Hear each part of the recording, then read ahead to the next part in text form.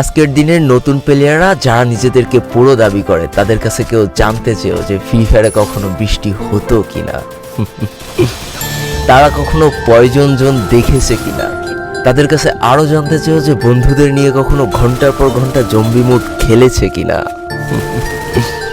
তারা কখনো ওল্ড প্লেয়ারদের মতো পিকে নামতে ভয় পেয়েছে কিনা, তারা কখনো সারা ম্যাপ দৌড়ে দৌড়ে গুলোয়াল কুড়িয়ে নিয়ে এসে নিজের পুরো টিমমেটের হাতে তুলে দিয়েছে কিনা। জানি আজকের দিনের পুরো দাবি করা নতুন প্লেয়াররা এই ইমোশনগুলো কখনোই ফিল করতে পারবে না।